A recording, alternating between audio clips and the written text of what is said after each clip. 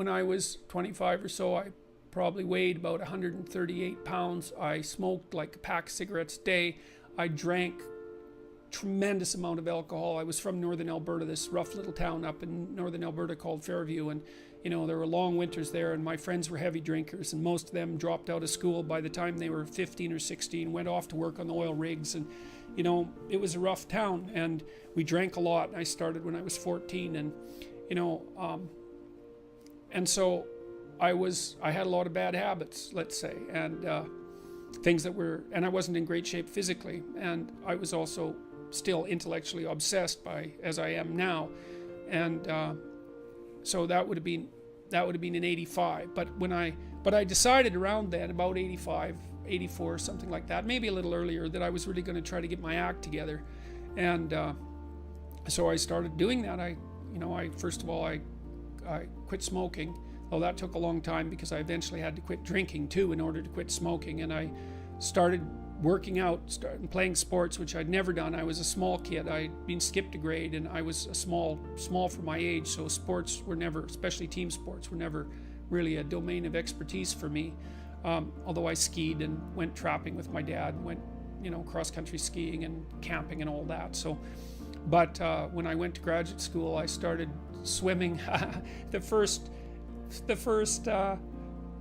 physical exercise routine I did, I enrolled in a swimcercise course, I think it was called. So it was me and this like really overweight kid, and like these 60-year-old women and men, they could out exercise me like mad. It was really embarrassing. Me and the overweight kid, you know, we'd be just panting ourselves 3/4 to death at the end of the bloody workout, and these 60-year-old women who weren't in great shape were like, you know, chatting away as if nothing was going on at all in the pool. So that was quite embarrassing, and as was going to the weight room, you know, because when I started I could barely bench press 75 pounds, and people used to keep coming over and helping me, which was the last thing I bloody well wanted, but certainly needed. And I got to the point where I could bench press 225 pounds. I think that was the best I did, and I gained about 30 pounds of muscle in a year and a half. So that was a good thing. So like I was kind of a wild man, and you know, I'm a little bit manic in my temperament, and so you know, I was kind of going every direction at the same time. So, and you know, I don't regret that. I had a fine time when I was a kid, but I needed really to get disciplined, and I had to do it because I was working on these hard problems that, you know, that I've been discussing with all of you, and I've been working on them really, you know, obsessively since I was probably about 18, maybe even earlier than that. Got to the point around 25 when I was in graduate school trying to get my PhD, so doing all my research. Like I published 15 papers by the time I graduated with my PhD, which was I think by a fairly large measure the most papers that any graduate student at that time had ever published at McGill. I think that's right. It might have been twice as many, or maybe twice as many, maybe even 3 times as many. And at the same time I wrote Maps of Meaning, which was a terribly difficult thing to do, because I was writing about 3 hours a day doing that, and I couldn't do all that and continue with my misbehavior, you know, my sort of, my, what would you say, my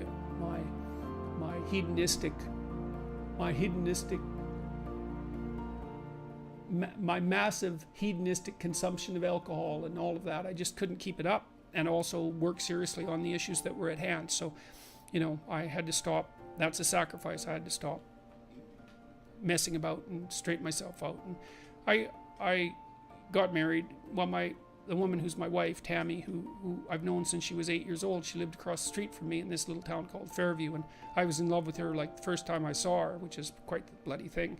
So that's worked out pretty well for me. But she came to live with me about the same time, and you know, we decided jointly to get our act together, and we swore that we'd tell each other the truth, which I think she's actually done better than me. Like I don't think she's lied to me ever in our entire marriage, which is unbelievable, you know, and it's been so useful because I can really tell her things and we can really talk. So I tell you, if you want to have a good relationship, man, you embed it in the truth, because if you don't embed it in the truth, you don't have a relationship. It's just lies. It's a tissue of lies, and it will dissolve in the chaos as soon as a crisis comes along. So the truth is a terrible thing, but not compared to falsehood. So advice for students here? Yeah, read great books. Mm-hmm. Really, man. You've got this 4-year period that has been carved out of your lives by society. It's given you an identity, like a high quality identity, and freedom at the same time. And you're not going to get that again in your life. You've got a respectable identity, university student, and complete freedom associated with that, or as near as you're ever going to get. And you've got these unbelievable libraries that are full of the writings of people who are intelligent and articulate beyond comprehension. And you know, and you can go there and you can learn all this. And you might think, well, why should you learn it? Well, you learn it to get a job, or you learn it to get good grades, or you learn it to get a degree, and that's all nonsense. It's nonsense. The reason that you come to university to be educated is because there is nothing more powerful than someone who is articulate and who can think and speak. It's power, and I mean power of the best sort. It's authority and influence and respectability and competence. And so you come to university to craft your highest skill, and your highest skill is to be found in articulated speech. And if you're a master at formulating your arguments, you win everything. And better than that, when you win everything, everyone around you wins too.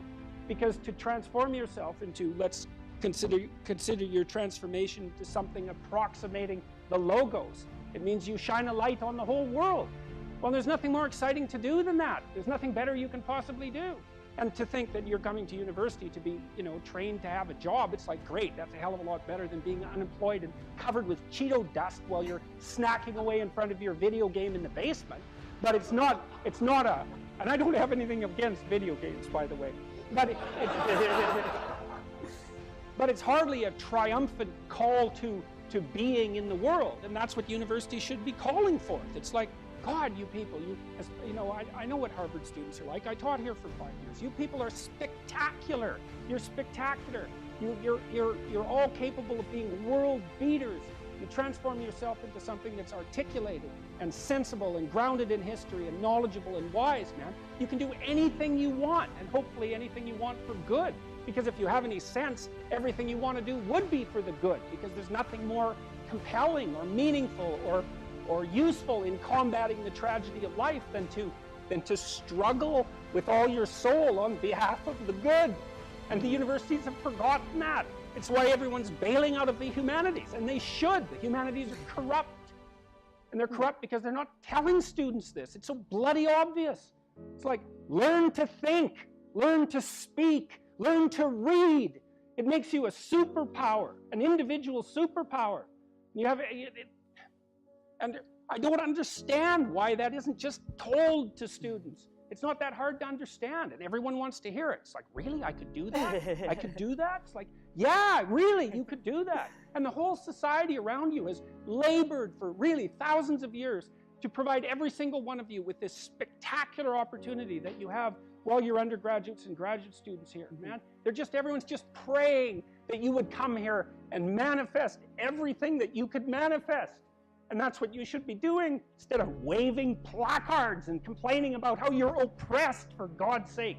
You see these Yale students complaining about their oppression. It just leaves me aghast. It's like, well, we're against the ruling class. It's like, no, you're baby ruling class members. You're young.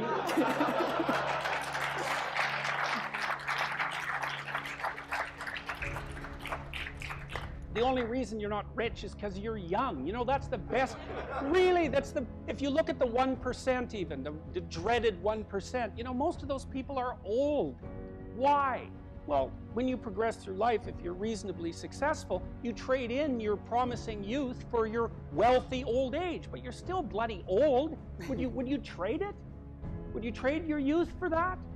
Like, if you factor age out of the economic equation, things look a lot different. Well, of course older people have more money. If they have any sense, they've been collecting it for their whole life. Is that somehow unfair? It's not unfair unless you want to be poverty-stricken when you're 70, and you don't want to be poverty-stricken when you're 70. So I just don't understand what's happened to the universities. I can't believe that you're not told when you come the first day, look, man, you're here on a heroic mission. You're going to take your capacity to articulate yourself to levels that are undreamed of. You're going to come out of here unstoppable. You're going to be able to do anything you want. It's like, that's what you're here for. Instead, you're taught that, well, you know, the world's a pretty oppressive place, and you're probably the bottom of the victim pile, and there's virtually nothing you can do about it except, you know, deconstruct the patriarchy. And it's so weak-kneed and so pathetic that universities should be embarrassed that that's what they're peddling to students. I'm embarrassed by it. You know, I've gone on public record telling parents, bloody well send your boys to trade school, because at least they'll learn something useful. And that's a terrible thing for someone like me to say, because I do believe that being articulated and educated in the highest possible manner there's nothing that's better for you and for society. And why have the universities forgotten this? Well, that's postmodern neo-Marxism for you, you know, and the philosophy of intense resentment and oppression and group identity, and God, it's just pathetic. Dr. Peterson, I think a lot of students here would agree with you that one of the main purposes of education at college, particularly at Harvard, is to develop their sense of articulation, their ability to read, their ability to critically think. But then what comes after? Particularly at Harvard, there's a big discussion on what is a good life? What does it mean to use those skills that we get here, and then we graduate? What do we do from there? Stop unnecessary suffering. That's what you do. You know, that's your calling. It's like you say, well, what do you do after you graduate? Well, if you graduate articulated and powerful, there will be people giving you so many opportunities you won't even be able to keep up with them. You know, and I've worked with very, very competent people in many different domains in my life, hyper competent people. And I can tell you some very interesting things about hyper competent people. The first thing is they are not selfish, and they're not greedy. And one of the great pleasures in their lives is to find people who have the capacity to also be hyper competent and to open doors for them as rapidly as they can possibly be opened. They delight in that, because there's very few things that are more intrinsically meaningful if you're an accomplished person than to find young people who have the possibility of being accomplished and say, hey, look, here's an opportunity for you. It's like, go out there, man, kill it. And then they go out there and kill it, and you think, right on, man. Here's another opportunity. Why don't you go out there and nail that too? And you think, no, they're all hoarding their wealth, and they're not going to share it with anyone. It's like, that's absolute, complete rubbish. And so you don't even have to worry about what you're going to do after you graduate from here if you turn yourself into half of what you could be, because people will be dying to offer you every opportunity that you can possibly make use of. So it's a moot point. The world is always desperately short of people who can think and speak. And you think, well, I won't be made use of. Well, first of all, you can't say that if you're at Harvard, for God's sake. I mean, people already figured out who you are. They've already figured it out. And they're offering you the world on a gold platter. Take it. It's yours. Take it. It's like, great, man. Put yourself together and deserve it. That would be great. And that's what everyone wants. It's what your parents want. It's also what you want. You know it. It's what you want. It's what women want from men. It's what men want from women. It's like for you to be who you could be. And the highest faculty of the human being is articulated speech. It's the divine faculty. And there is nothing more powerful than that. There's nothing that's even in the same league. And so if you don't have faith in that, then your priorities are misplaced. And I can't even understand why you wouldn't have faith in that being, say, Harvard students, because look where it's got you already. You know, you're already sitting on top of the world. So deserve it, make use of it, right? Go out there and fix things up. That's what you need to do. There's lots of things that need to be fixed up. And what you want to do is burden yourself with so much responsibility that you can barely stand. And then you'll get stronger trying to lift it up. And you won't be asking, what should I be doing with my life, or what's the meaning of life, or any of that. It'll be self-evident. It's self-evident. At minimum, you can say, there's more suffering in the world than there should be, and I could probably do something about that. And you can do something about that. So go do something about it. And then there'll be less suffering in the world. And then when you're 80, you can look back on your life and say, well, you know, there's less suffering in the world than there would have been had I not existed. And you don't have to even have a sense of ultimate destiny or even any sort of theistic belief to regard that as a positive good. Like, I think it goes beyond the mere pragmatic utility of addressing the world's ills, because I think we do live in a world that has a transcendent reality as well as the reality that we can detect. But even independently of that, it doesn't matter. It's like, I mean, this is part of the reason I like people like Bill Gates is a great example, man. That guy he's after 5 major diseases at the same time. right? He's trying to wipe out polio. He's trying to wipe out malaria. Yeah, exactly. He's trying to wipe out malaria. It's like, well, what should you do with your life? Well, you know, take a look at Bill Gates and see if you could do something like that. That would be good. You know, if you take people, and I've told you this, and you expose them voluntarily to things that they are avoiding and are afraid of, you know, that they know they need to overcome in order to meet their goals, their self-defined goals. If you can teach people to stand up in the face of the things they're afraid of, they get stronger. And you don't know what the upper limits to that are, because you might ask yourself, like, if for 10 years, if you didn't avoid doing what you knew you needed to do, by your own definitions, right, within the value structure that you've created, to the degree that you've done that, what would you be like?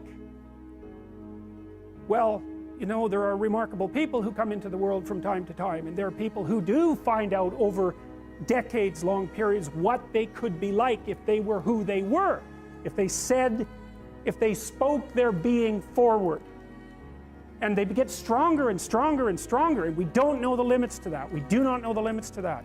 And so you could say, well, in part, perhaps the reason that you're suffering unbearably can be left at your feet, because you're not everything you could be, and you know it. And of course, that's a terrible thing to admit, and it's a terrible thing to consider, but there's real promise in it, right? Because it means that perhaps there's another way that you could look at the world, and another way that you could act in the world, so what it would reflect back to you would be much better than what it reflects back to you now. And then the second part of that is, well, imagine that many people did that, because we've done a lot as human beings. We've done a lot of remarkable things, and I've told you already, I think before, that today, for example, about 250,000 people will be lifted out of abject poverty, and about 300,000 people attached to the electrical power grid. We're lifting people out of poverty collectively at a faster rate that's ever occurred in the history of humankind by a huge margin. And that's been going on unbelievably quickly since the year 2000. The UN had planned to have poverty between 2000 and 2015, and it was accomplished by 2013. So there's inequality developing in many places, and you hear lots of political agitation about that. But overall, the tide is lifting everyone up, and that's a great thing. And we have no idea how fast we could multiply that if people got their act together and really aimed at it. Because, you know, my experience is with people that we're probably running at about 51% of our capacity. I mean, you can think about this yourselves. I often ask undergraduates how many hours a day you waste, or how many hours a week you waste. And the classic answer is something like 4 to 6 hours a day. You know, inefficient studying, watching things on YouTube that not only do you not want to watch, that you don't even care about, that make you feel horrible about watching after you're done. That's probably 4 hours right there. You know, you think, well, that's 25 hours a week, it's 100 hours a month, that's 2.5 full work weeks, it's half a year of work weeks per year. And if your time is worth $20 an hour, which is a radical underestimate, it's probably more like 50 if you think about it in terms of deferred wages. If you're wasting 20 hours a week, you're wasting $50,000 a year. And you are doing that right now. And it's because you're young, wasting $50,000 a year is a way bigger catastrophe than it would be for me to waste it, because I'm not going to last nearly as long. And so if your life isn't everything it could be, you could ask yourself, well, what would happen if you just stopped wasting the opportunities that are in front of you? You'd be, who knows how much more efficient? 10 times more efficient, 20 times more efficient. That's the Pareto distribution. You have no idea how efficient people get. It's off the charts. Well, and if we all got our act together collectively and stopped making things worse, because that's another thing people do all the time, not only do they not do what they should to make things better, they actively attempt to make things worse because they're spiteful or resentful or arrogant or deceitful or homicidal or genocidal, or all of those things all bundled together in an absolutely pathological package. If people stopped really, really trying just to make things worse, we have no idea how much better they would get just because of that. So there's this weird dynamic that's part of the existential system of ideas between human vulnerability, social judgment, both of which are major causes of suffering, and the failure of individuals to adopt the responsibility that they know they should adopt. And that's the thing that's interesting too, is that, and like another thing I've often asked my undergraduate classes is, you know, there's this idea that people have a conscience. And you know what the conscience is. It's this feeling or voice you have in your head just before you do something that you know is stupid, telling you that probably you shouldn't do that stupid thing. You don't have to listen to it, strangely enough, but you go ahead and do it anyways, and then of course exactly what the conscience told you was going to happen inevitably happens, so that you feel even stupider about it than you would if it happened by accident, because you know, I knew this was going to happen, I got a warning it was going to happen, and I went and did it anyways. And the funny thing too is that conscience operates within people, and we really don't understand what the hell that is. So you might say, well, what would happen if you abided by your conscience for 5 years or for 10 years? What sort of position might you be in? What sort of family might you have? What sort of relationship might you be able to forge? And you can be bloody sure that a relationship that's forged on the basis of who you actually are is going to be a lot stronger and more welcome than one that's forged on the basis of who you aren't. Now, of course, that means that the person you're with has to deal with the full force of you in all your ability and your catastrophe, and that's a very, very difficult thing to negotiate. But if you do negotiate it, well, at least you have something, you have somewhere solid to stand, and you have somewhere to live, you have a real life. And it's a great basis upon which to bring children into the world, for example, because you can have an actual relationship with them instead of torturing them half to death, which is what happens in a tremendously large minority of cases. Well, it's more than that too, because, and this is what I'll close with, and this is why I wanted to introduce Solzhenitsyn's writings to you. You see, because it isn't merely that your fate depends on whether or not you get your act together and to what degree you decide that you're going to live out your own genuine being. It isn't only your fate, it's the fate of everyone that you're networked with. And so, you know, you think, well, there's 9 billion, 7 billion people in the world. We're going to peak at about 9 billion, by the way, and then it'll decline rapidly, but 7 billion people in the world, and who are you? You're just one little dust mote among that 7 billion, and so it really doesn't matter what you do or don't do, but that's simply not the case. It's the wrong model, because you're at the center of a network. You're a node in a network. Of course, that's even more true now that we have social media. You'll know 1,000 people, at least, over the course of your life. And they'll know 1,000 people each, and that puts you one person away from 1 million, and 2 persons away from 1 billion. And so that's how you're connected, and the things you do, they're like dropping a stone in a pond. The ripples move outward, and they affect things in ways that you can't fully comprehend, and it means that the things that you do and that you don't do are far more important than you think. And so if you act that way, of course, the terror of realizing that is that it actually starts to matter what you do. And you might say, well, that's better than living a meaningless existence. It's better for it to matter. But I mean, if you really asked yourself, would you be so sure if you had the choice? I can live with no responsibility whatsoever. The price I pay is that nothing matters. Or I can reverse it and everything matters. But I have to take the responsibility that's associated with that. It's not so obvious to me that people would take the meaningful path. Now, when you say, well, nihilists suffer dreadfully because there's no meaning in their life and they still suffer, yeah, but the advantage is they have no responsibility. So that's the payoff, and I actually think that's the motivation. Say, well, I can't help being nihilistic. All my belief systems have collapsed. It's like, yeah, maybe. Maybe you've just allowed them to collapse because it's a hell of a lot easier than acting them out.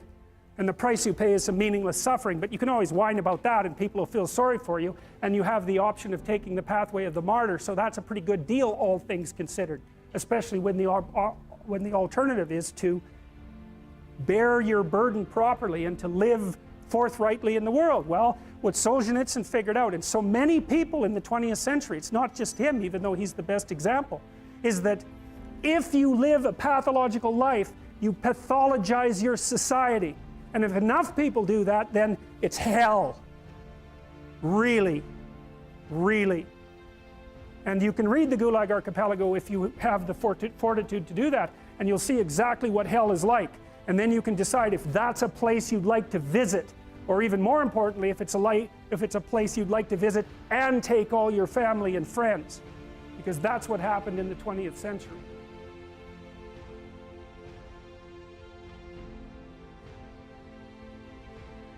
If you're hungry, it's not a deterministic drive. It's a subpersonality that has a goal, and then it has a bunch of action patterns that are going to work in reference to that goal. It has a bunch of perceptions that suit that goal, and it organizes your emotional responses around that goal. And so to think about it as a personality is it's a much more intelligent way to look at it.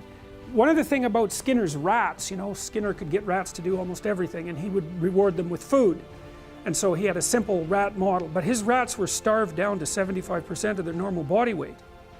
So not only were they not social, gregarious rats like rats are, because they were isolated, they were genetically altered from wild rats, but they also weren't as complex as a real rat because they were starving. And so, but you know, a starving rat is a pretty good model of a rat, and a rat is a pretty good model of a person. But a lot of our models of simple behavioral learning were based on starving, isolated rats.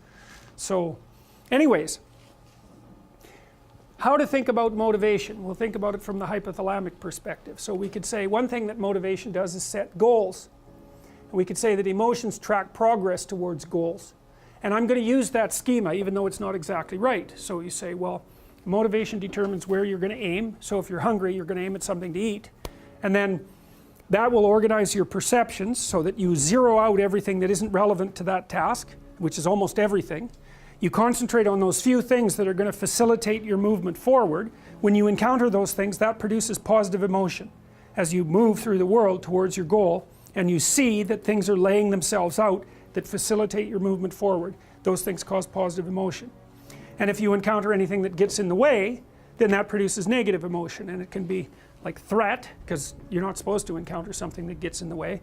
It can be anger, so that you move it away. It can be frustration, disappointment, grief. Those would, if you had a response that serious to an obstacle, it would probably punish the little motivated frame right out of existence. You know, so you walk downstairs and, I don't know, the contracting company has set a wrecking ball through your kitchen. It's like, that's going to be disappointing. You're not going to keep eating the peanut butter sandwich in the rubble. That little frame is going to get punished out of existence, and some new goal is going to pop up in its stead. And you know, one of the things we're going to try to sort out is how do you decide when you've encountered an obstacle that's so big that you should just quit and go do something else, because that's not obvious. You know, and you can get into counterproductive persistence pretty easily. So we don't know how people solve that problem. It's a really complicated one. So anyways, we're going to work on that scenario. Your hypothalamus pops up micro goals that are directly relevant to biological survival. That produces a frame of reference. So it's not a goal, it's not a drive, and it's not a collection of behaviors. It's a little personality. And the personality has a viewpoint, it has thoughts that go along with it. It has perceptions, it has action tendencies, all of that. You can see this in addiction, most particularly. So one of the things that you find often with people who are alcoholic is they lie all the time. And that's because when they've built a little alcohol-dependent personality inside of themselves, or a big one, maybe it's 90% of their personality. And one of the things that consists of is all the rationalizations that they've used over the years to justify their addiction to themselves and to other people. And so the addiction has a personality, you know, and so when the person is off, or maybe they're addicted to meth or something like that, where, you know, the addiction is more, it's more short-term powerful than I would say than an alcohol addiction. They'll say anything, and the words are just tools used to get towards the goal. And if they happen to be deceptive, whatever, it doesn't matter. They're just practical tools to get towards the goal. And then when you get towards the goal and you take a nice shot of meth or something like that, you reinforce all those rationales that you used to get the drug, and then the next time you're even a better deceiver and liar. So, okay, so we're going to say motivations, one way of thinking about it is they set goals, but it's not the right way of thinking about it. They produce a whole framework of interpretation. And so we're going to think about that framework of interpretation. And then emotions emerge inside of that. So that's it. So the world is framed, motivation set goals. You could say the world has to be framed. So motivation sets that frame. Goals, emotions, perceptions, and actions. And then actions track progress. So positive emotion says you're moving forward properly towards your goal. And if you encounter something you don't expect, you stop. That's anxiety. It's like, oh, we're not where we thought we were. And so we don't know what to do, so we should stop because we don't know where we are or what we're doing. Stop, frozen. And then the more powerful negative emotions like pain, they might make you get out of there. So Emotions, forward, stop, reverse. That's your emotions within that motivated frame. So, and that's another example of how your mind is embedded in your body. Your emotions are like they're offshoots of action tendencies. That's the right way to think about it, because action is everything fundamentally. So what are some basic motivations? Most of these are regulated by the hypothalamus, by the way, and that tells you just how important a control system it is. The other thing that's useful to know about the hypothalamus is that it has projections going up from it that are like tree trunks, and inhibitory projections coming down that are like grapevines. So you can kind of control your hypothalamus as long as it's not on too much, but if it's on in any serious way, it's like it wins.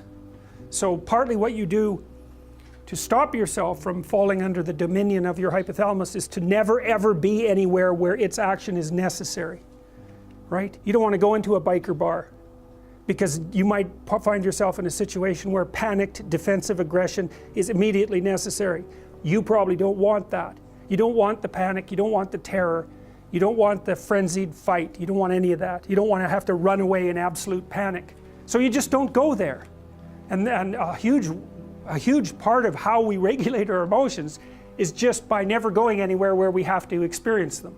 And so that has very little to do with internal inhibitory control and everything to do with staying where you belong. So, okay. So, basic motivations. Hunger, thirst, pain. Pain is not regulated by the hypothalamus. That's a different circuit. Anger / aggression. Thermoregulation. Panic and escape. Affiliation and care. Sexual desire. Exploration. Play. And you can kind of break those in. You can kind of break those into the classic Darwinian categories too, and say, well, there's a set of motivations that go along with self-maintenance. That'd be your survival. Ingestive and defensive. See, I've sort of coded them there. So the self-maintenance, there's an ingestive set of basic motivations that go with self-maintenance. You say that's hunger, thirst. There's a set of defensive motivations, pain, anger, thermoregulation, panic and escape. And then there's motivations that are associated with reproduction, affiliation, care, and sexual desire.